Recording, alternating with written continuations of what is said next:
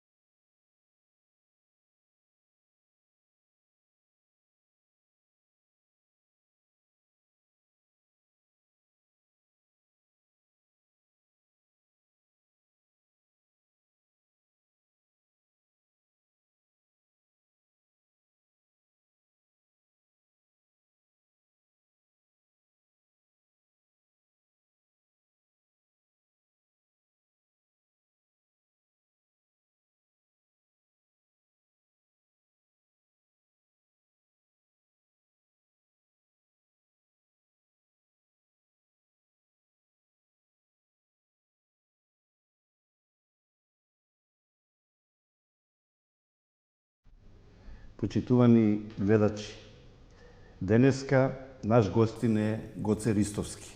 Веднаш да кажам, мој добар пријател и колега, но она што е битно, Гоце Ристовски е писател и тука веднаш да кажам, прозаист, новинар, публицист, критичар, есеист и универзитетски професор. Животот сакаше во добар дел од изминатите години да работиме заедно во студентски збор во Нова Македонија, но и на други места. Па, навистина ми е задоволство што вечерва ќе разговарам токму со него, бидејќи понекогаш сме го делеле лебот, сме делеле дел од професионалните обврски, но и дел од животните радости. Гоце Ристовски, дали сонуваше кога беше дете, кога беше малечок, дека ќе бидеш новинар, дека ќе бидеш писател, дека ќе бидеш универзитетски професор? Па не сум сонувал. Во принцип, детството е еден период во кој што повеќе црпиме, пиваме. Не сум имал некои такви размисли, особено не во раното детство, но речем се уште се сеќавам на првата книга Колибата на Чиотом, која мојот покоен татко, кој што беше наставник, ми ја читаше и како јас сето тоа го преживував со солзи и така натаму и така натаму. Но во еден известен период така од блиската средина ми беше наметнато мислење дека јас кога ќе порастам треба да бидам лекар, што јас тогаш го прифаќав во смисла, го прифаќав како реченица која што ја повторував па кабалски, но без некои по-сериозни амбиции кон тоа. Сум пишувал така како и сите деца во оној период, некои кратки песни, некои пократки такви форми, но во таа младост, во тој период на пубертет, како и најголем дел, сме пишувале поезија и така натаму, но тоа било главно за себе и не сум имал амбиции нешто од тоа да се објавува. Со текот на времето се профилираат, како што растеме одредени наши желби и амбиции, и јас се запишав на филолошкиот факултет, на книжевност, но веќе во мене беше стасена мисла дека јас сакам всушност да бидам новинар. Запишав на книжевност, затоа што тоа исто така беше една моја љубов и од средно училиште, доста читав и така натаму. Мојата матурска тема беше за Блаже Коневски и така натаму, но овој пат причината беше бидејќи во Скопје се уште немаше отворено студии по новинарство. Така е. Но следната година кога веќе се отвори и новинарство, јас напоредно почнав да студирам на двете групи, на двете катедри, бидејќи тоа беше возможно со еден просек како се има над 9. И како што и вие истакнавте, Да, работевме уште во тие студентски денови во студентски збор, потоа некои соработувавме Во Младборец. Активно преди во Младборец, во некои од тогаш југословенските исто така студентски и младински списанија. Сето тоа со една нели амбиција да навлеземе во таа професија која што наистина нуди еден широк диапазон на можности да запознавате луѓе од различни професии, од сите нив да учите, не само за одредени области, туку и воопшто за животот. Но јас се уште не се носев со мисла дека треба нели да се посветам малку можеби повеќе на литературата и да објавам некое дело. И јас се сеќавам на многу од тие наши средби, разговори. Тоа беше една наистина генерација од која што и ден денес се афирмирани нели веќе творци надвор од земјата, освен нас двајцата кои тука сме присутни, вие веќе и како претседател на Друштвото на писателите. Тоа беше една навистина прекрасна една генерација во која, да речеме, да наброиме некои, можеби ќе да еден Славе Ѓорѓо Димовски, еден исклучителен нели поет, есеист и така натаму, Венко Андоновски, Братислав Ташковски, Вица Чиликовиќ, Блаже Минерски и така натаму, па и некои од поголемите, од, да речеме, Милош Линдро па до Санде Стојчевски и така натаму. Но во оние наши разговори, вие веќе сите имавте објавено по некоја книга, во Јагодата црв беше вашата прва, колку се сеќам, но јас немав. И во еден од тие разговори, така, малку во мој стил шеговито реков, абе луѓе, сега не е фер, сите вие имате објавено книга, јас немам, а немам затоа што немам песни. И еве велам, ако сте вие другари, сега сите вие позајмете ми. Ќе ми позајмите по 2-3 песни, ама со враќање, значи кој имам, ќе ви ги вратам. Да. Не најде, морам да кажам, на некакво нели воодушевување таа моја идеја. Но на општо изненадување не, ама на моје да, утредента пак го сретнав Славе Ѓорѓо Димовски, тој бркна во џебот и извади една песна, рече, еве ова ти ја давам да си биде твоја. Да си имаш една песна. Никој друг. И добро, гледам песна убава која јас да сум ја напишал. Ти се допадна? Ми се допадна и си ја земав за своја, ама пак немав доволно песни за да објавам книга и по некои десетина години можеби преку еден есеј што ја мислам дали ја во оваа книга, мојот автор, мојата книга, тука има еден есеј посветен на Славе, преку кој всушност јас му ја враќам назад песната. Му возвраќаш. Иако да ви кажам со вака не баш лесно, бидејќи си имав како моја веќе таа и убава како јас да сум. Не била за враќање. И така што и во некоја интервју за некои од овие списанија, јас тоа го истакнав во една прилика и од тогаш наваму јас на поезијата не должам ништо, раздолжени сме со поезијата. Всушност, да, не должам многу. Јас почнав многу подоцна со литературното творештво, веќе во, можеби, едни зрели години.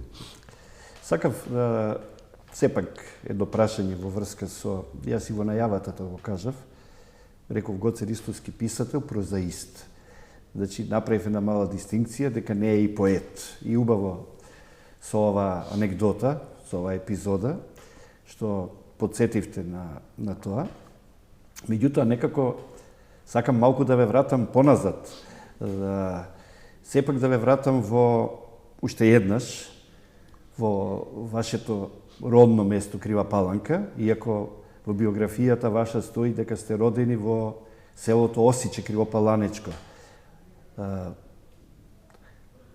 Тоа име Осиче не ви одговара на вашиот карактер. Вие никогаш не сте биле како оса, вие сте биле повеќе пчела и миролюбиви сте, но колку време поминавте во Осиче? Таму вашиот татко беше учител, наставник или? Така. Значи, јас со единствената врска моја, нели важна со Осиче што сум роден таму. Јас имам сестра постара, како што знаете. Колку време Гоце Ристовски во Осиче? Па, краток некој период, не знам дали сега точно, дали некоја година. Неколку години, значи. Но, бидејќи имам јас и постара, Осиче сега е веќе споено со Крива добро, Паланка. Неколку години тоа не е малку. Па не, мислам година-две отприлike дека било. Таму си проводел, таму си Па, си паднал, си се сопнал. Може би да, до тој детал, но сам да ви кажам сосема друго што е интересно за ова приказна. Мојата постара сестра е родена во Крива Паланка, во на гинеколошкото оделение во градот, кој е неколку километри, 4-5 километри е тоа. Но во на време учителите имале и простор, значи одреден стамбен простор во кој што тие живееле со семејството. Бидејќи мајка ми моја, сестра ми е попрва, почувствувала некакви болки и ја однеле тогаш, не знам, така со брза помош, но то не биле вистинските болки, да не ја враќат без малку еден месец поминала во болница таму. И бидејќи сега веќе малку се чувствува таа и поопитна, но и не сака да и се повтори тоа искуство, всушност мојата мајка ме породила сама. Тоа е една многу интересна случка и таа си се подготвила, стопила вода, преврила ножици и така натаму. Иако татко ми бил тука и баба ми, моја, нејзината свекрва, таа целата работа ја завршила сама, ми го пресекла нели папокот, го врзала со влакно органско, тоа го знаела. И јас сум роден, значи, сосема, како би се рекло, случајно во Осиче, но мене ми е сепак драго што било така, ова приказна ја знаат и некои од нашите пријатели гинеколози. Почнавте пред малку да кажувате, Осиче е сега, рековте, споено со Паланка. Да, сега е, бидејќи во оној простор... Неколку километри, така? Да, во оној простор кој што беше, веќе е то прилично урбанизирано и изградено и е блиску до градот. Дури јас веќе како возрастен таму одамна не сум бил, отидовме во една прилика со супругата и така со некои блиски луѓе и училиштето бидејќи веќе е напуштено, пенџерињата, тоа е пред некои можеби и 20 на години искршено, но влеговме во постои веројатно како зграда, влеговме во тој простор кај што бил станот да се обидеме да лоцираме. А селото дали е активно, дали има жители или има малку жители, но бидејќи веќе е споено, сега имаат и асфалтен пат, веќе тоа се главно по возрастни луѓе. Драг мој, но сакав само што ова за Осиче да ви кажам. Јас не знам од каде, не сум го проучувал тоа потекнува името, дали имало многу оси или е од некоја подруга нели изведенка, но според наодите на исклучителниот истражувач Душко, кој ги проучува и овие камени... Алексовски, да, инаку нели доктор на Сорбона.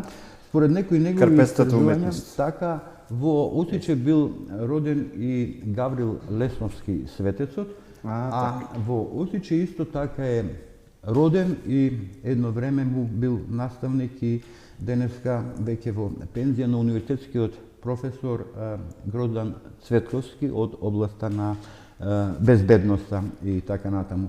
Така да, сепак тој дел од биографијата ми е драг. Јас сакав предмалку да констатирам дека по почната врска ви е Крива Паланка. Да. И она што е битно за вас лично е улогата, влијанието и на вашиот родител, на вашиот татко, кој што бил дел од просветата, од образованието, како учител, како наставник. И сигурно тоа е тој што ве задоил со бајките, со приказните, со гатанките, со поговорките. Дали грешам или точно кажав дека родителите се тие што први им ја всадуваат љубовта на нивните деца кон книгата, кон читањето, па и кон пишувањето. Па да, во голема мерка тоа се однесува и во случајот со мене. Знаете, јас не сум растел со баби и со дедовци. Повремено, нели, во некои летни распусти сме оделе и така натаму. Дури татко ми подоцна бил учител и во други села. И тоа се периоди на тој еден ентузијастички период кога учителите воделе сметка и за културниот живот во не само за учениците, туку и за населението со разни приредби и така натаму. Дури тој јас за жал веќе не ги чувам. во тие приредби, за да му биде полесно, тој самиот пишувал некакви драми и имаше некои запишани ракописи, но за жал некаде тие ги изгубивме со текот на времето. Бидејќи таков беше периодот, ние веќе бевме во Крива Паланка со куќа таму и така. Сестра ми како повозрасна заоде таму на школо и тие со мајка ми живеа во Крива Паланка, а јас бев другар на татко ми во едно училиште во едно село што се вика Мала Црцорија, тоа е во близина на неговото родно село.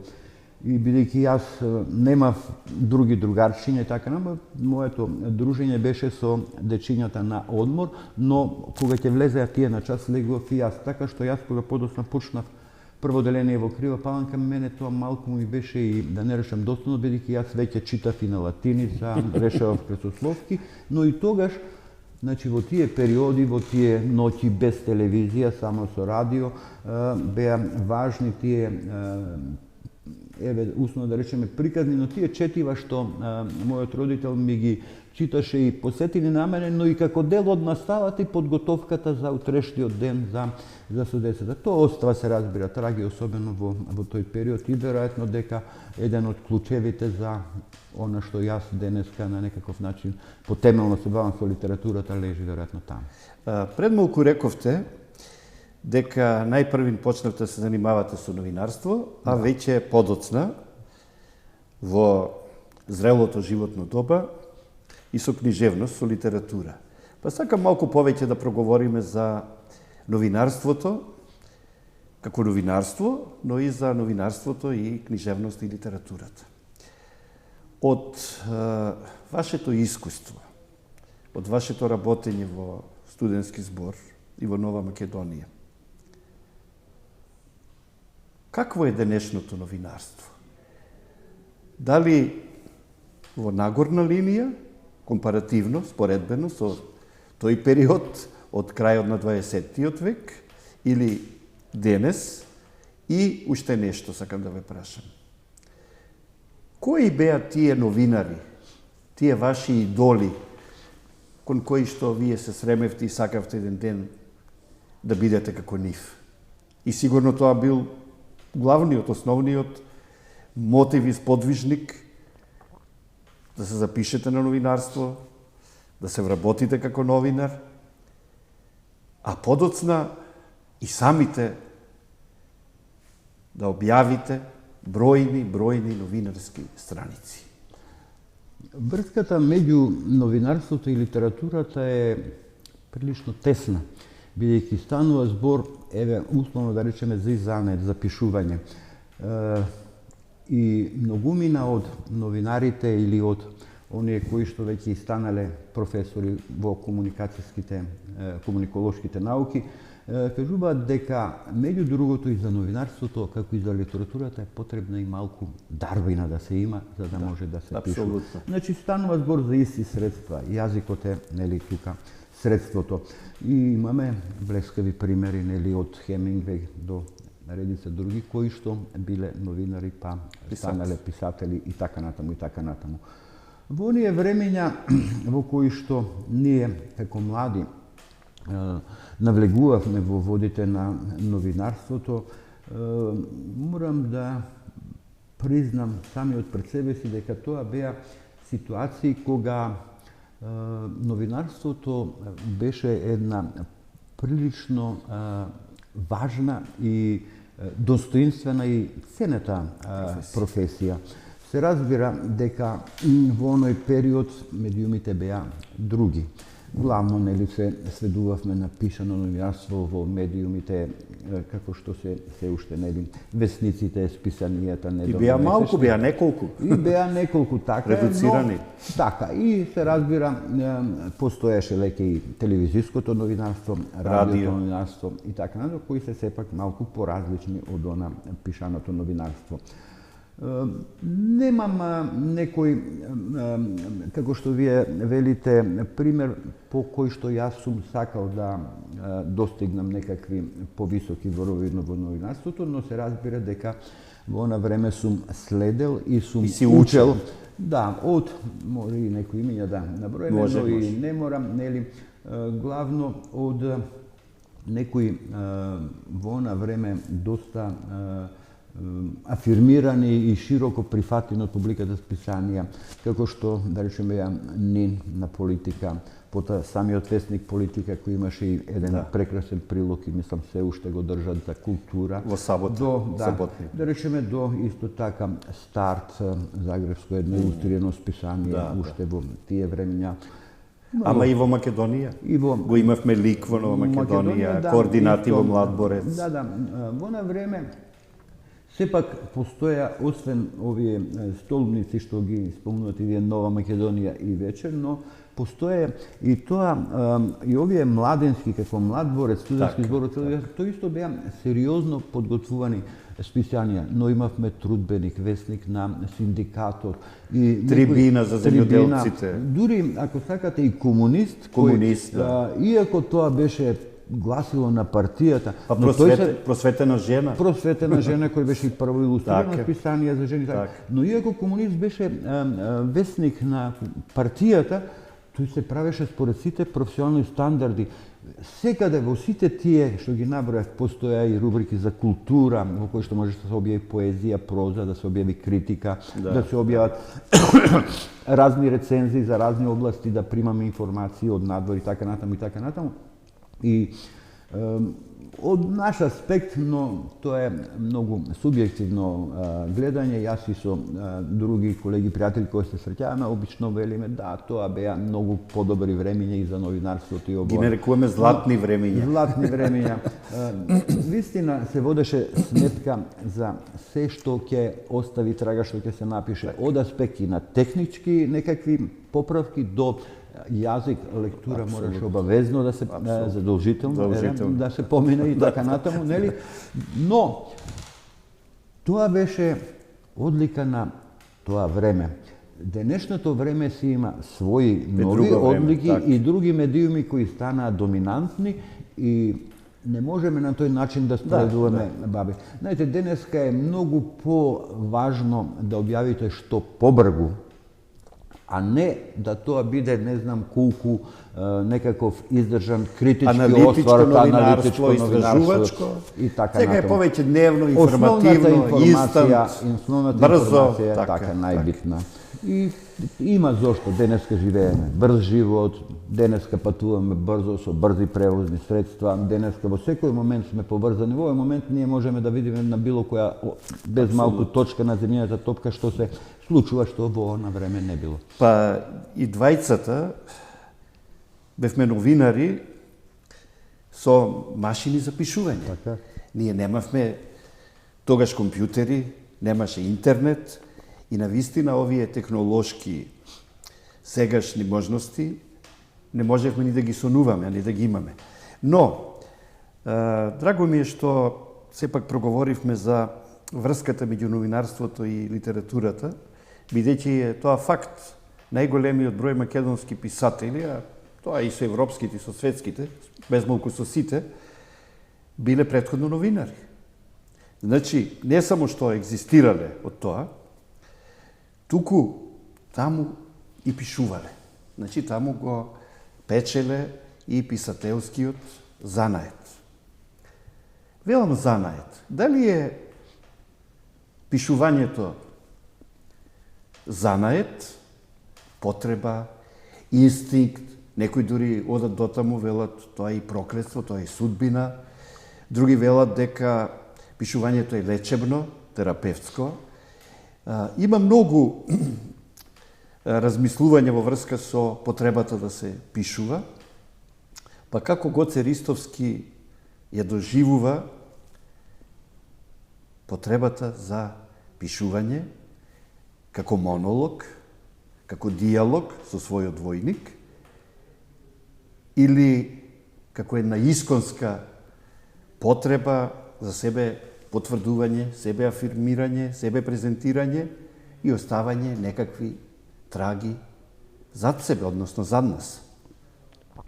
Па новинарството во вака гледано глобално, секако дека можеме да го сместиме и во нешто што можеме да го наречеме и занает, бидејќи и за него се потребни одредени занаете од знаење, не е то ништо навредливо, нели? Одредени принципи, правила како то поедноставно, побрзо да тече, да се бидејќи тој процес што треба да се организира, да се направи вестник, да се направи во кој учествуваат голем број на луѓе, мора некои работи да се стандардизираат и така натаму. И во таа смисла тоа е и занаетно е и креација. Вие убаво споменавте дека најголем дел од нашите и денес, но и некогаш големи имиња што оставиле длабоки траги во нашата литература, едновремено биле и новинари и писатели. Знаете зошто? Затоа што во она време во нашето општество, па дури мислам дека и сега, ние немаме она во најдиректна смисла на зборот професија писател. Така. Јас дури и во некои времења кога ќе сум се сретнал со некои колеги од странство, кога тие ќе се представеле како писател, јас се уште не сум си давал за право да се представам писател, бидејќи новинарството било она од кое што ние сме заработувале за живот. Тоа се должи на различните економски ситуации. Знаете, во светот можело и се уште може. Ке напишете вие една, нели, книга, дали тоа ќе биде роман, како што е, да речеме, овој, врамување во пустелија, и најмалку една година од авторскиот гонорар што ќе го земете, вие ќе можете да живеете. За жал, не биле кај нас такви ситуациите и условите, морало да се има, како би се рекло, некоја понормална професија, ако и новинарството можеме докрај да го ставиме во нормалните, за да може да се преживее. Така да, блискоста меѓу нив била и постоела и на некаков начин тие се надополнувале, но сепак нели до ситуација во која што ќе може и да се живее. Инаку, она што вие велите за поривот, за пишувањето, сега веќе повеќе говорам се осврнувам кон она што е некакво литературно творештво. Потребна е, се разбира, таа креација, како што во добар дел е потребна и во новинарското пишување. Јас мислам и делам, тоа се некои веќе и општи фрази, дека секој човек пишува прво за себе и за неколку блиски, а ако... Дури и автобиографски. Така. Главно. Но, ако тоа пак најде на прием и прифаќање од публиката, тоа е нешто повеќе. Всушност, јас мислам дека, барем во мојот случај, тоа е некаква болка која што бара да излезе. И јас мислам дека во најдобар... Некои велат вулкан, ерупција... Вулкан, без разлика, така. Во најдобар дел творците кога пишуваат, тие воопшто не мислат колку примероси ќе се продадат, како ќе изгледа графички, сето тоа, дали ќе добие некакви награди или не. Се е тоа важно и од тоа што се случува, но првата и основна ситуација бара нешто да излезе. Јас кога пишував својот прв роман, не знам дали нема тука, од него се Гола вода мој Ѓорѓија. Јас во тој печаток имав, во тој период имав печаток дека само тогаш вистински живеев. И не знам, радио емисии, телевизијски работа, јас цело време само мислев како да седнам одново на компјутерот и да го започнам тој вистински живот. Тоа ми се повторило и во некои од другите дела, но во принцип некаде е тоа дел и на веќе одредено искуство, стекнато, да не речам и некоја рутина и навика да се пишува секојдневно. Така што да се пишува значи како што тоа го своевремено нели кажа големиот поет Бранко Милковиќ, поезија ќе пишуваат сите, бидејќи времињата ќе дојдат, и јас мислам дека такви времиња дојдоа. Сега според некои критериуми, дали се можеме да сместиме во некаква висока естетика и така натаму, тоа е сосема друго прашање, но поривот да се пишува е, значи, длабоко човечки, бидејќи книгата е и еден голем технолошки производ кој ја ова наша цивилизација овозможи да биде до ова ниво на технолошки развој кој е денес, бидејќи таа е нашата меморија и нашето памтење. Сега говорам и за стручните книги и така натаму. Кога вие, например, ќе откриете некоја болест и во медицината, тој ќе го направите како книга, не треба да се навраќаме назад, го имаме. Кога некој пронајдок ќе се опише, ќе се нацрта, не треба одново да го измислуваме. Значи, се она, тоа е еден документ за она што било готово и од тука да продолжиме, да не почнуваме секојаш од почеток. Одлично го подвлековте, го констатиравте тоа и мислам дека голем број новинари станале писатели и затоа што сакале дел од нивните текстови, дел од нивните објави да бидат меѓу корици, да добијат една трајност, да бидат овековечени. И ми се допаѓа согледбата, и јас истото го мислам, и сега сакам и тоа јавно да го споделам, дека книгата е голем технолошки пронајдок, иако станува збор само за една корица, бидејќи од папирусот, од свитокот, со измислувањето на книгата, ние и денес, како имаме електронски книги, всушност имаме печатени книги, паралелно, кои што функционираат и ќе останат, бидејќи со книгата го остварувате допир од тактилноста, а со електронската книга го немате тоа чувство како што го имате со печатената книга. Зошто ова сето го кажувам? Го кажувам затоа што и вие самите лично напишавте и објавивте повеќе книжевни дела, прозни дела, но автор сте и на драмски дела.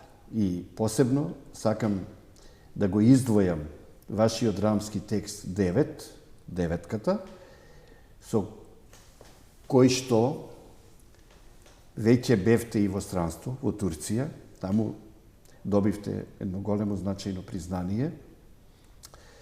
Тој драмски текст е објавен и на турски јазик, и она што е мощне битно, вие сте активен театарски критичар. Посебно го сакате театарот. Пред неколку дена бевте повторно, како и редовно, каде што сте, на фестивалот Ристо Шишков во Струмица, но вие за Ристо Шишков подготвивте, објавивте едно прекрасно издание, една монографија Шишков, за која што сосема заслужено добивте и државно признание за публицистика. Ова сето не го кажувам случајно, бидејќи сте посветеник на театарот, а и како универзитетски професор и декан на факултетот за театар при Интернационалниот универзитет Европа Прима, кој што порано се викаше ЕСРА, вие дадовте оценки на голем број дипломирани студенти, на голем број магистрирани студенти, и сакам накусо да ми проговорите и за театарската критика, и за театарските изданија, но и за вашите прозни дела, бидејќи вашите прозни и театарски дела се вброја во самиот врв на македонското прозно и театарско, односно театролошко творештво и издаваштво. Благодарам, вие сега поставивте неколку прашања и јас ќе се обидам концентрирано да одговорам, но може би не според редоследот кој што вие го поставивте.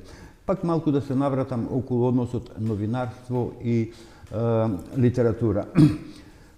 Во 19. век, па и во 20. век, вообичаено, првин делата, книгите се објавувале како фелтони, да речеме условно, во некој одреден весник. Таков е случајот, да речеме, и со едно исклучително дело во светската литература "Злосторство и казна". Тоа прво излегува во списанија, така и била некоја практика, се иритира јавноста, а потоа се прави книга од сето тоа. Зависи, некоја се иритира, некоја се привлекува, како и да е, но се да, информира најпрви. Постои вртка. Во таа смисла, да речеме, има и во мојот случај. Да речеме, ова книга, мојот автор, мојата книга, сега веќе објавена 2000 година во издавачката куќа Штрк. Штрк, да. Всушност, во добар дел тоа се есеи, кои што биле објавувани во лик во Нова Македонија. И после обединети во една. Целосно преземени, некои доработувани, но се вклучени и некои други. Речем, исто така, овде е книгата Ветер и магла, јас мислам сум донел и имаше една гола вода и така натаму. Тоа се исто така нешта кои што јас како одредени приказни, како што вели во редакцијата, ги објавував како своји колумни во Време главно, во Шпиц и така натаму. Оваа книга која пак е овде, Дарежливост на Божјата рака, такви имам, значи, уште една со таа тематика. Тоа Тука се вашите патеписи. Да, патеписи или псевдорепортажи кои што ги викаат, тие првично се објавуваа на МИА, на македонски, албански, англиски и повеќе други јазици, а потоа се стекна, нели, и со таа возможност да бидат објавени во книга. Така да таа врска постоела и се уште постои, тоа е една, се разбира, убава симбиоза. Она што вие сега го посочувате како исто така дел од моето творештво е драмското творештво и посебно што подсетивте за мојата драма Деветка. Драмата Деветка е напишана 2000, завршена, почната е некаде 2013, завршена во 2014 година и таа во 2016 е праизведена во Културниот центар во Нови Сад во превод на српски јазик и тоа нејзината прва изведба. Во меѓувреме таа си имаше еден свој веки живот како представ во Нови Сад и гостуваше во неколку наврати во Македонија, на Скопско лето во Македонскиот народен театар, потоа на Штипско лето во Народниот театар во Штип и во рамките на фестивалот во Крива Паланка Свети Јаким Осоговски. Но со време, бидејќи се шири така мисијата, таа доби и други своји преводи, па беше преведена и на бугарски јазик, потоа на руски јазик и објавена во Русија, во држал не го имам тука едно нивно списание переводчик, преведувач, како кој излегува 20 години, нова е за прв пат да се објави целосно драмско дело. Објавувале они извадоци и од поетски книги, но за прв пат е објавено интегрално и целосно. Преведено и на други јазици, но на почетокот на годинава добив одредена понуда и подпишавме бргу договор. Тоа е објавено и во Турција, на турски јазик. Да, тоа е турското издание, кое што еве на самиот грб од корицата стои дека е во рамките на проект на Европската Унија направено, што значи и со европски пари. Малку за мене беше невообичаено. Јас, иако им препорачав и одредени имиња на луѓе, тоа се турци кои што долго време живееле во Македонија, кои се уште се и литературни творци, кои што и одлични преведувачи и така натаму, но тие си имаа некој свој план и замисла, тие го побара англискиот превод и го преведува од англиски. Наистина тоа беше едно многу убаво искуство со работката. Тоа беше по некои највисоки стандарди што се практикуваат во развиените западни земји. И потоа бевте ја промовиравте таа книга во Турција. Еве овде има доказ за тоа и од медиумите од Турција, кои што го проследија тој настан. Тоа едниот е од Северен Кипар, но тоа сега да речем, тој професионализам се одвива до таму што тие набргу предвидува промоција, а потоа малку ја сменија својата идеја и така некаде кон крајот на април тие ме известија дека ќе направат промоција пред една нивна манифестација, доделување на награди, некаков филмски Оскар, не туку театарски Оскар таму. И тие осмислија дека непосредно пред тоа треба да ја промовираат книгата, јас да бидам нели само присутен, но и во рамките на таа манифестација што ми сега не е убаво нели возрастен човек да се фали, така велеше Владе Коневски, нашиот професор, но тие ми дадоа и една висока награда. Впрочем, тие ми дадоа награда која е преведено вака и појаснето би требало да значи најдобра драма, најдобра европска драма за 2023 и 2024 година, што значи се она што како драмски текст е објавено во Турција, во превод, или што е одиграно, па и не мора да објавено, влегува во таа конкуренција. Значи, тука беше севкупна Европа и земјите кои што граничат со Турција, каде што они имаат добро. Добро, само една мала корекција. Да. 2022-23, не 24, зашто се уште не сме дошли. Да, добро, јас сега сум напред со времето. Во ред. Најмалку една година. Поради гледачите. Најмалку една година. Најмалку една година. Гоце Ристовски, ние сме полека одиме кон крајот на емисијата. Би сакал да проговорите и за вашата професура, како универзитетски професор. Голем број дипломирани студенти, магистрирани студенти, односно магистри, излегоја, како се вели, под вашите раце, под вашата палка. Таа исконска потреба кон театарот,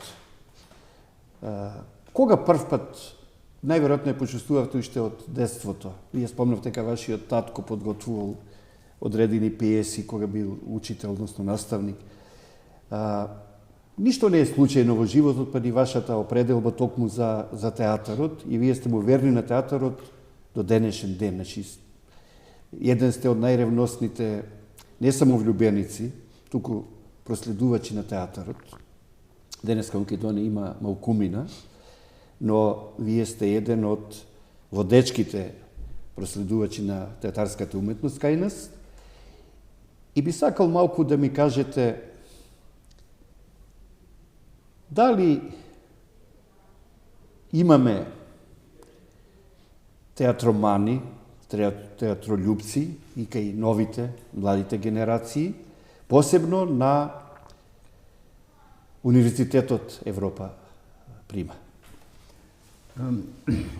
Вие споменавте во претходното и дека да, јас сум автор на за Шишков. Да, монографијата за Шишков, таа не е единствена, но се уште е најрелевантниот извор за и за камерниот театар книгата. Така, имам јас и други теоретски книги поврзани и оваа книга и неколку антологии. Тоа е објавено во Бугарија исто така, но да бидам пократок и да се концентрирам на другото прашање. Значи, јас едно време како млад дури и помислов дека можеби треба да се обидам да се запишам на факултетот за драмски уметности, но бев прилично ова прв пат го слушам, иако се знаеме повеќе од 30 години. Себе си бев прилично искрен кон себе си дека сепак немам доволно дарбини за таа работа. Иако јас сакам да, како би рекле, заглумувам вака во наводници и во приватниот живот. Сите глумат во приватниот живот. Но кога некој ќе ме прашаше зошто не се запиша, јас на шега велев, а тоа беше вистина така во она време кога ние се запишувавме на универзитет за факултет за драмски уметности, некој ми рече дали беше така, барали лекарско уверение. Реков, не сум сигурен дали јас ќе добијам лекарско уверение, па затоа и не отидов. Тоа е добро, шегата. Ова е шега. Но моите пориви со театарот се врзани од детството, настрана на што говорам влијанието од татко ми, но јас се уште не одев на школа кога моите родители ми однесоа да видам прв пат театарска представа или можеби бев прво оделение. Тоа е нели во Крива Панка, во киносалата таму, немаме професионален театар и ден денес. И гостуваше некоја представа од Јужна Србија, мислам дека, ако паметам, беше од Лесковац. И мојата прва средба со театарот вака, вистински професионален, е едно големо разочарување. Тоа беше, не знам сега целодржината да раскажам, тоа беше некој, предпоставам, некој комита, главен лик и така натаму. И сега самата представа заврши на крајот ова со некој дрвен пиштол беше или пушка, станав загрижен, ми е жал, зашто човекот... Како дете се разочара. Да, зашто бидејќи човекот почина, нели? Да. Но наеднаш грмна публиката аплаузи и овој стане, ја бев многу разочаран и сватив дека театарот е прелага. Затоа што тој оживел. Тој всушност, значи, не бил умрен. Но, тоа се тлееше во мене и се носеше и јас, ако се сеќавате дека некои мои први рецензии од кои е едната, ако добро се сеќавам, за представата Джон Пиплфокс во Драмски театар објавена уште во студентски збор. И тоа и во ваше време, но подосна и во Нова Македонија, во Пулс, во театарски гласник, списанија и Надвор од земјата, и еве и до ден денес тој порив ме држи, а се обидувам сето тоа да го пренесам на помладите генерации со мојата, нели, активност како професор по неколку теоретски предмети на Универзитетот Европа Прима. И мислам дека нашата задача, само што ова како професори, е всушност да бидеме патокази. Да им покажеме на младите. Натаму е, например, Скопје, но ние не сме Скопје. Ние сме само патокази. Ние ќе им го кажеме патот, а тие ќе си го најдат своето и својата среќа и својата. И сега, пријатели и писатели Ристовски, изберете боја. Црвена, сина или црна? Сина, добро. Сина како моите очи. Да, како твоите очи. Името и презимето, добро. Денешниот датум 21 септември и една ваша мисла. А сега додека вие пишувате, добро. Додека вие пишувате, јас сепак ќе поставете праша. Ќе говорам, не би сакал да не ве деконцентрирам, ќе проговорам малку за вас. Гоце Ристовски сака да се пошегува понекогаш. Тоа е дел од неговата природа, неговиот карактер, но тој мощно сериозно ги работи своите работи и еве зад себе веќе има едно сериозно творештво. И јас, бидејќи денеска во нашето студио дојде со повеќе изданија, додека тој пишува, јас само ќе ги прочитам насловите на овие изданија. Тоа се книгите Ветер и магла, Печатот на вистината, Дарежливоста на Божјата рака, Драмскиот текст 9, романот Урамување во пустелија, застапен е, односно автор е на прегледот на современата македонска драма, неговата книга, мојот автор, мојата книга и други изданија. Но Гоце Ристовски беше активно вклучен и на Струшките вечери на поезијата, каде што подолго време го водеше така наречениот прес-центар. Колку години? 10. И подготви една убава монографија Струшките вечери на поезијата. Ви благодарам за вашето денешно гостување во Вистинска телевизија, за вашето учество и да се гледаме по вакви убави поводи. И со рака да ви честитам за се досега што имате напишано и објавено. Благодарам за можноста и за поканата и еве благодарност и до Вистинска телевизија што има слух да овозможи едни вакви можности да можеме да се манифестираме пред се разбира бројните нивни гледачи. Благодарам уште еднаш. Довидување до следни вакви наши заеднички средби. Секако.